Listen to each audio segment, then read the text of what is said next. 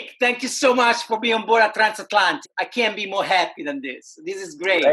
Thank you. It's going to be an awesome year, guaranteed. So, man, as you know, we believe at Transatlantic that everyone is an ocean, and like you must be a beautiful ocean. I know that for sure. So I'm very happy to cross your ocean with the 7th question of the 7 seas. So I would say just like, let's go, let's get to it, okay? Sure thing. Okay, look, first question. The deepest point ever reached by a man is almost 30,000 feet below the surface of the ocean. Now, if you want to go deeper than that, you need to go southwest of Guam, 200 miles southwest of Guam. There is a spot. You can go deeper than that, but you need a shovel.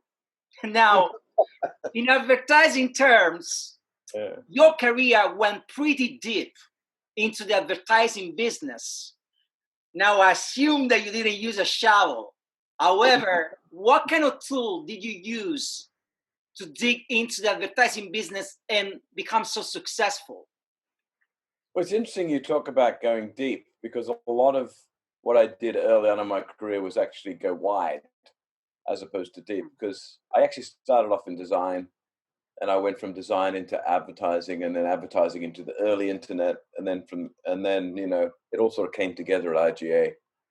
So in some ways, my career was an accident of lots of different careers coming together. I think you know, anyone that has any sort of success tries to sort of post-rationalize how they got there, and what we tend to be to ignore sometimes is luck. I mean, you take the basic. There's a lot of people that work hard. You've got to work hard. You've got to have some talent. There's all of that. Yeah. But I think for me, the fact that I had done a whole bunch of different things, and then this new platform called the internet came along, and all of those things sort of fit together like a puzzle on that one platform. So I think so you know, if the internet hadn't come along, you know, maybe I'd be, I don't know, like a designer at a identity company, or an art director at a little agency. But the internet sort of brought all the things that I had discovered together. That's so interesting. You know, once I read that the biggest decisions we take in our life are not taken by us; they're actually affected by other people. Yeah. And so you mentioned like, if internet didn't come along, I would probably took another path. And so it's interesting to see how life journey like unfolds. Sometimes like unfold for you rather than like, you know, waiting for you. Thank you so much, man. Okay. Second question.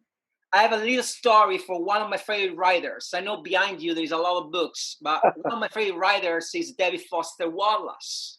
Unfortunately, passed away. In the opening speech at commencement speech at the university, he had this little story, and it goes like this.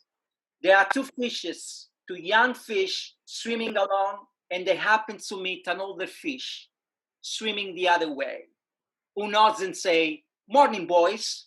How is the water?" Now, the two young fish keep swimming. Then one of them turn around, look at his companion and say, what is the water? What's water? Now, what do you think the new generations and young creative are missing or are completely ignoring of today? It's so interesting, because I actually look at it the other way around. I think it's the older fish that's forgotten that he's in water, and the younger fish are more conscious of it. In our industry, what I observed, and this is, I think, one of the crises that's going on in our industry, is that we've got a generation of creatives that mastered broadcast. Really, they mastered broadcast as a medium, but then when media was taken away from these creative agencies, and they had to sell creativity, they decided that what they learned was a big idea, but what they really learned was broadcast. And so that's, I think, been the struggle between, you know, since the internet sort of ate everything, is that they've been applying this old way of thinking, in the mistaken understanding that it's somehow primal. That what they learned, which was how to craft a 30-second narrative, was actually a big idea when it was very specific to a medium. And actually, I find young people are far more open to new mediums because they don't have this prior of all this understanding of what a big idea should be. So I actually think that our generation of creatives are the ones that should be that should understand that they need to understand that they're in water, and because they're not, they have this idea that technology is somehow separate from creativity, and it's not. You can't be creative without a medium. An idea that is not expressed through a medium is not creative because it hasn't been created, right? Yeah. It's strategy or something. So actually, it's interesting. So that's why, at least in my experience, it's the older people that don't realize they're in water. No, I mean this is great. I mean, honestly, you surprised me with this answer, and I'm very happy that you gave me this answer because actually this is a good lesson for me. Because whenever I heard the story about Wallace and telling this, I always look at the story from a different angle, which was like the most traditional angle, so to speak. Yeah. Like now you made me think about looking at the other angle where maybe it's the older fish that doesn't realize that it's not water anymore. It's Yeah, different. yeah, exactly. Yeah, yeah. And I mean, it's not like young creatives don't have. They definitely, especially this generation, they need to understand the importance of craft that only comes with doing something over and over again. But Definitely. that's a very different thing to understanding where you are and what medium you're trying to master. If water is the medium that you're trying to master, if you are all of us, so I mean, to stretch the analogy, um, older fish still think they're in water, but they're in sand, right? It's like, hang Yeah, on a second. And I mean, you're at AKQA at a company that was very honest about the mediums that it was mastering. it was. Yeah, Like RJ, it's like we didn't sort of start from this space of an abstract idea and then force it into a medium. We had mastered this medium yeah. called software and the internet, and that was our starting point. And there's nothing wrong with that because you can't actually express yourself without a medium. And there's some strange magical thinking that went on in the last 20 years of our industry that separated advertising creators from the mediums that they should be mastering. Awesome, man. That's a great answer. Thank you so much. Third question. If you want to go on a longest boat ride in the world, you need to take the path that goes from southern Pakistan to northern Russia, which cover almost like 32,000 miles. It's a straight line, a straight journey. You just go there. Now, talking about straight line, a straight journey, I read that you spent almost 2 decades in the Adland. It was like a straight line and a straight journey. Suddenly, you diverted routes. You Mhm. changed path. Now, I'm not interested in knowing why you did it because there are tons of press out there that document Yeah. this move. What I would like to know is what crossed your mind the very first day you start a new chapter in your career. Well, it was, I mentioned that I had gone from design to advertising to early internet. Right. And I think that my latest move where I went to the brand side was similar to that in that it was a new context, right? You had different things to think about. Your view of the problem become different, just the perspective.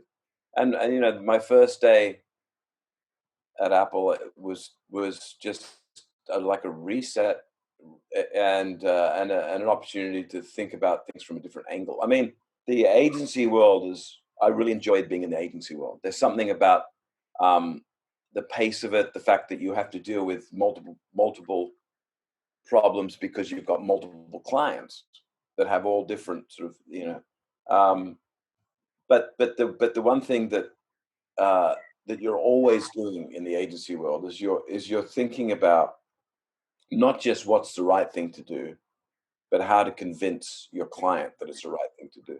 That's good. Right? And Uh, so In the mind of Nick Lowe, as a kid growing up in Australia, when you walk into Apple and you stood like right in front of the door on your first day, on a human level, what did you think? What kind of reaction you had? It's interesting because there was something about it that felt, I won't say inevitable, but familiar. That's But good.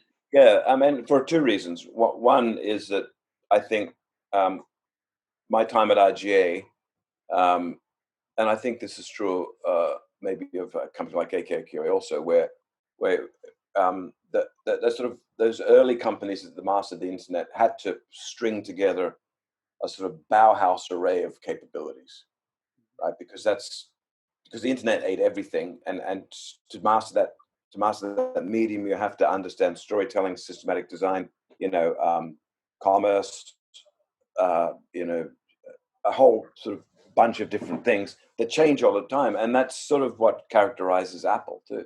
There's this dance between technology and humanities and design and storytelling. So, and then the second reason is because I've always been an Apple fan. Mm. I was back in the day, when they made beige boxes that crashed all the time. I was always an Apple fan. I've got a Newton. You remember the Newton? I've got it sitting, I do perfectly. Yeah.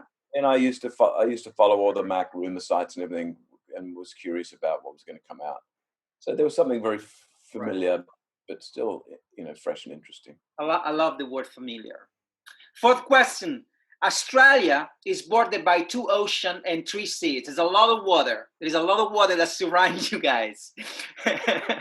Now, one of my favorite songs is actually Never Tears Apart from INXX, one of my great favorite band.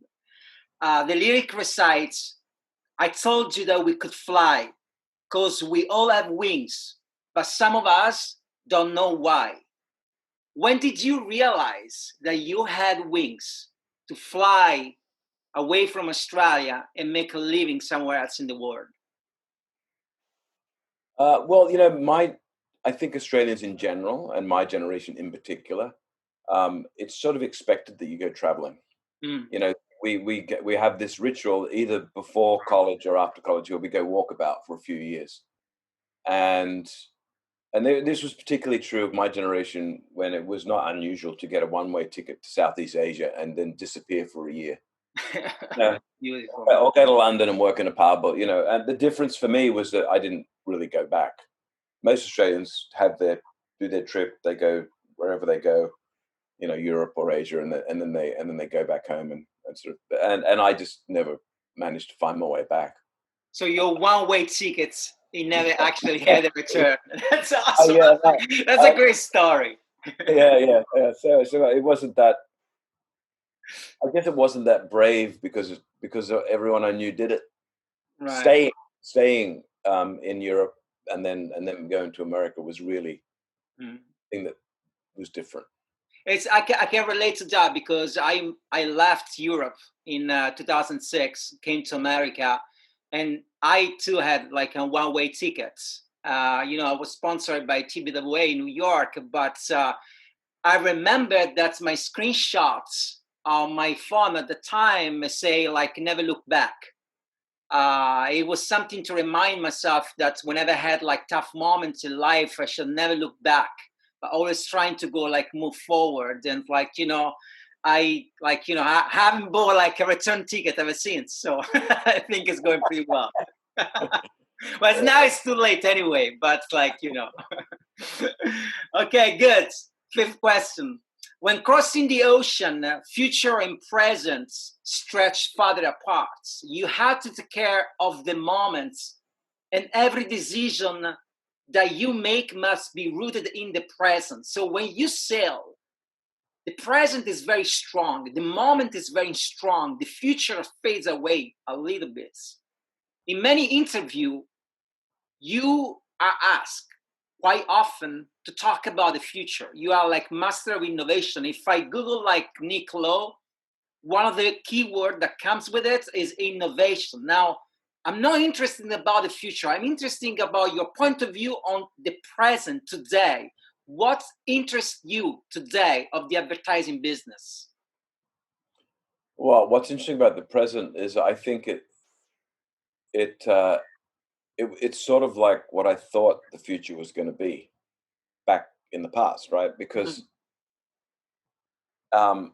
I think the industry is going through a bit of a crisis, and it was the crisis that and I wasn't the only one, but I could see it coming.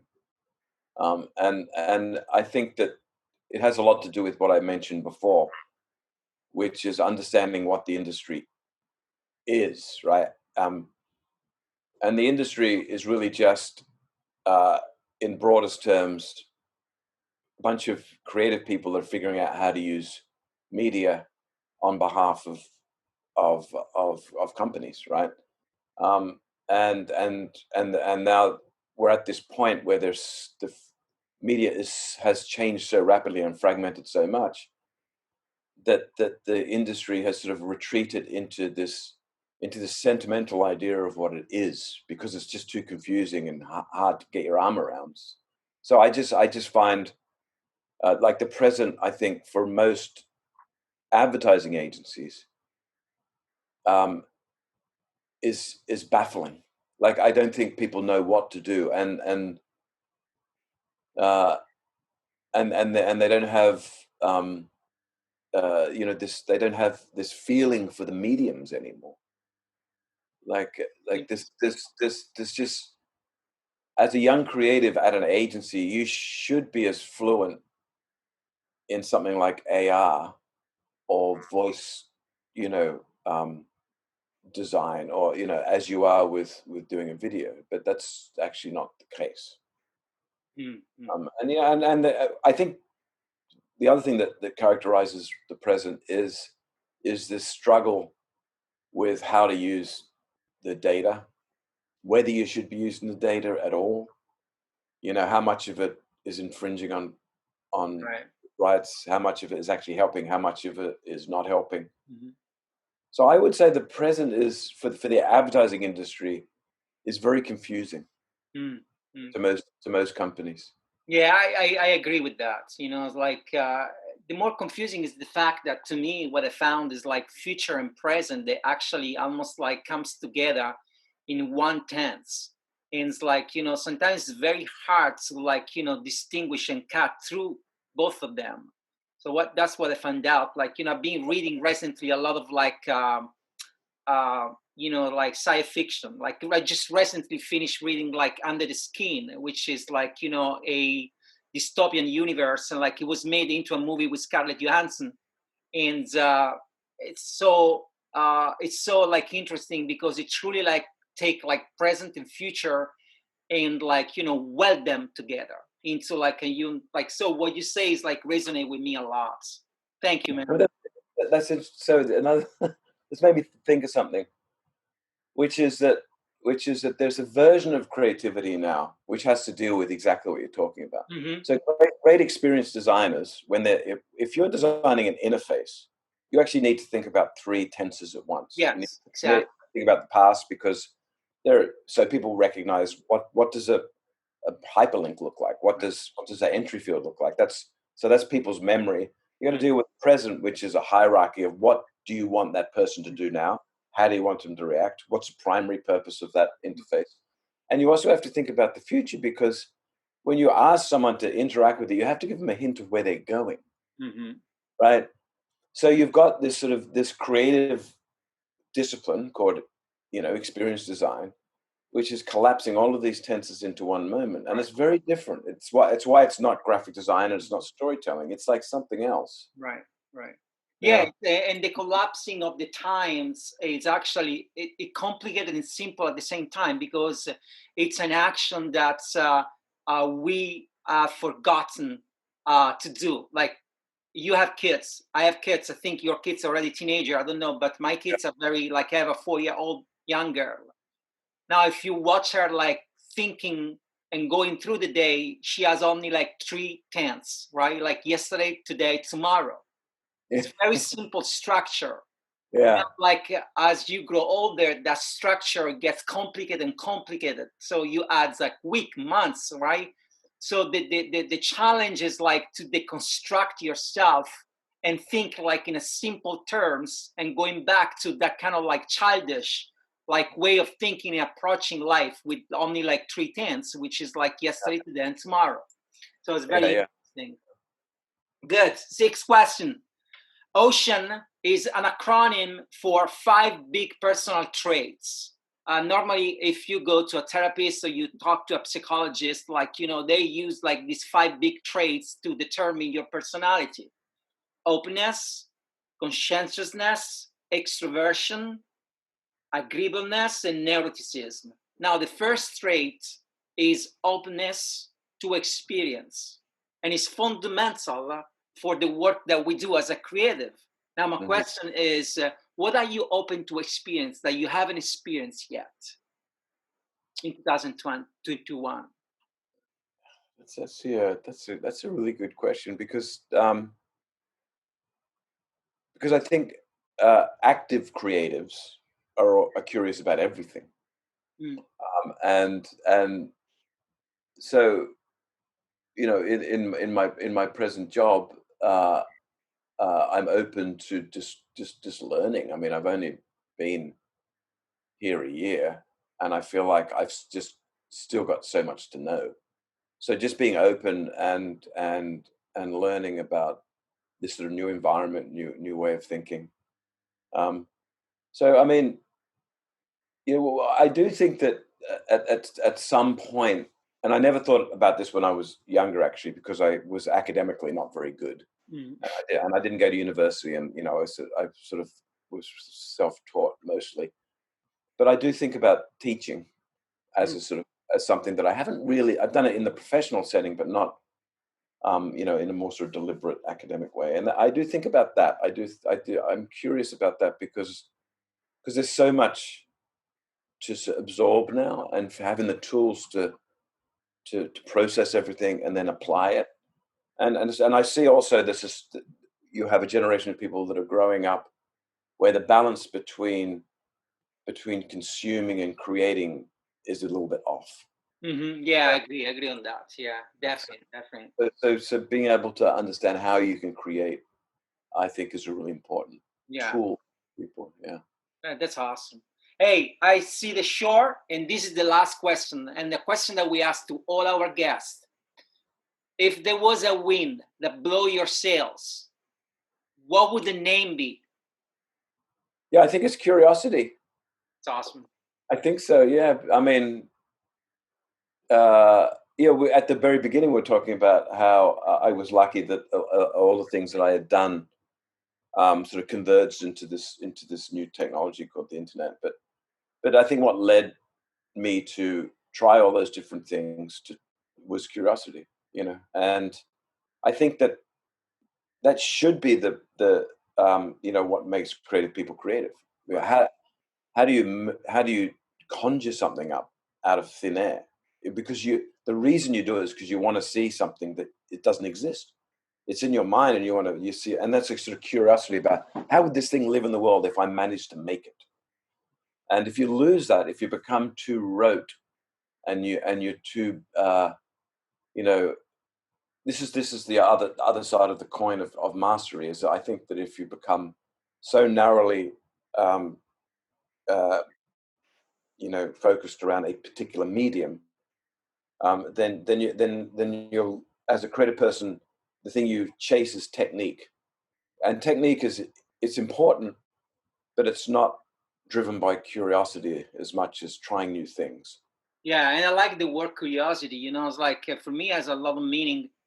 There's a lot of passion inside curiosity, because whenever I look at curiosity, the opposite side of the spectrum is apathy. And apathy, like, come from the Greek, means like apathos, means like without pathos, without passion. Yeah. And so it's like it's interesting because curiosity is such a great word, and like and I love the way that's you describe in like naming your wind. Hmm. Hey man, look, I don't know how to thank you because like I know that it's so hard, like, to get on your schedule, but I've been honored and humbled to cross your ocean. It was a great chat and like very fascinating to get to know you, man. Thank you. I've enjoyed it a lot, and you have a great year. Thank you so much. Thank you. Bye.